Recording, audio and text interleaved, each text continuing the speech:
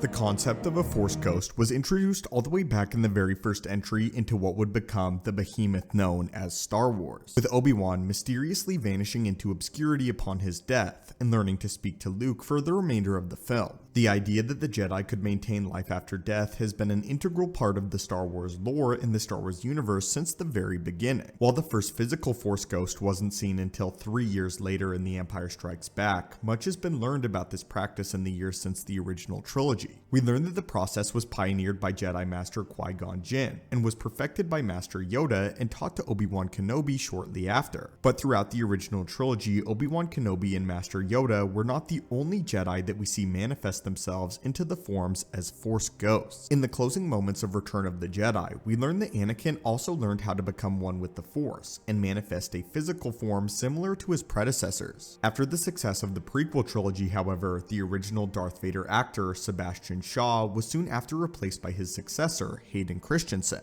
in the remastered releases of the original trilogy entries. Therefore, it was Hayden Christensen that appeared in the final cut of Return of the Jedi as a Force Ghost, looking far younger than his other two masters. Despite the role of Obi-Wan Kenobi also being recast and played excellently by Ewan McGregor, Sir Alec Guinness remains the definitive version of Obi-Wan's Force Ghost in Return of the Jedi, leaving some to wonder why Anakin got to revert back to his younger self while Obi-Wan and Yoda both remain in their elder states. Well, stick with us, weary travelers of the galaxy, and let's answer that question today and uncover why Anakin got to stay young in the afterlife, while the two aforementioned Jedi Masters remained in the same physical state as when they died. The Force is a complicated entity whose specific mechanics are not fully understood by even the wisest Jedi Masters, and more is being uncovered about the Force with each passing entry into Star Wars canon. Despite this, however, it was explained a couple of different ways on two separate occasions of this interest, and we'll be covering both today, because although they relate to each other, they are not exactly the same explanation. The first reasoning comes directly from George Lucas, who was asked about this topic, and to which he stated, quote, "A Jedi's Force Ghost is the image that the Jedi had of themselves when they died, and Anakin died when he became Darth Vader." This seems relatively clear-cut, stating that the Jedi's Force Ghost is a reflection of how they saw themselves at the time of their death, and Anakin's redemption returned him to the being that he was during the Clone Wars era, and on the surface, this seems to make logical sense. This explanation, given by Lucas, was even supported by the Return of the Jedi novelization, where we get an insight into Vader's final thoughts while dying aboard the second Death Star. With Anakin now firmly back in the light, Vader reminisces about the old days as his consciousness fades, and this likely ties him to this iteration of the Force Ghost that we see in his younger depiction. Darth Vader quite famously saw himself and Anakin Skywalker as two separate entities and regarded Skywalker as weak.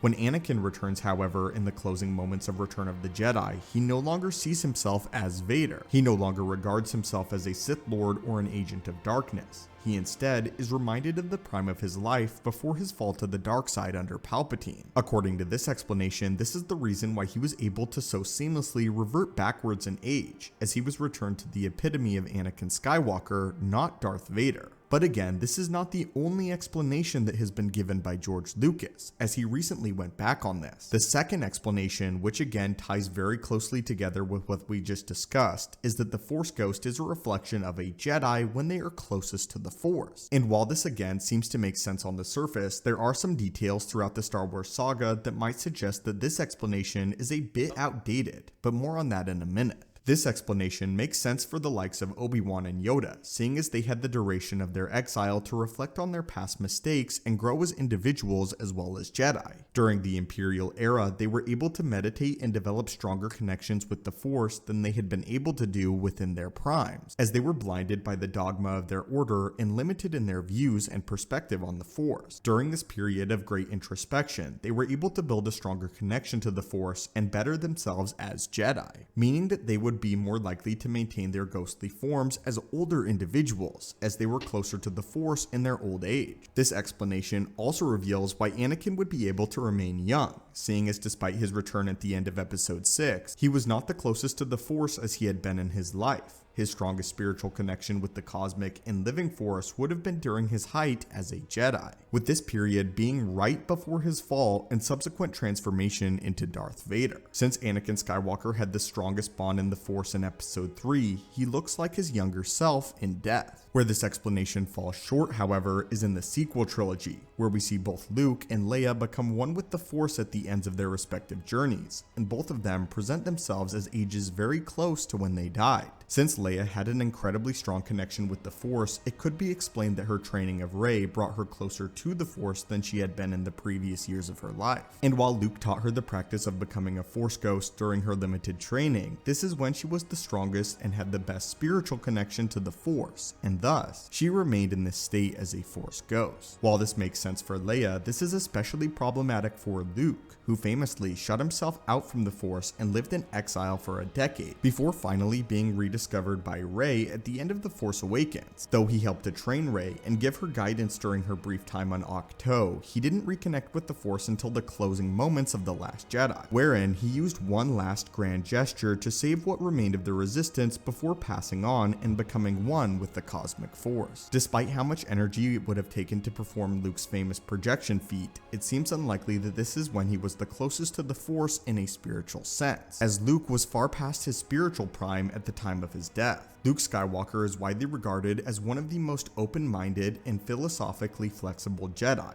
not subscribing to the dogmatic principles that the previous order had followed, and instead opted to take a more worldly view of the Force as an entirety. He sought to understand the Force in both the light and the dark, and how they work together in tandem, and he sought to teach his wider perspective to his students. This cemented Luke as one of the most worldly Jedi of not his generation, but any generation, going as far back as the era of the High Republic, when his viewpoint was more common practice for the Jedi of old. While it seems as if this disproves the second explanation, it also challenges the first solution offered at the beginning of the video. If a Jedi's Force ghost is related to their perspective of themselves, then it is worth wondering why Luke would believe himself to be in his prime of his life, at this advanced age, after being cut off from the Force for so long. But this seems to be a question for a different day. While both of these explanations make sense and have both been supported by George Lucas and Lucasfilm, this lingering question seems to irk many avid fans, but both explanations assist in serving the story of Anakin Skywalker and how he was able to remain young in his post-humorous state.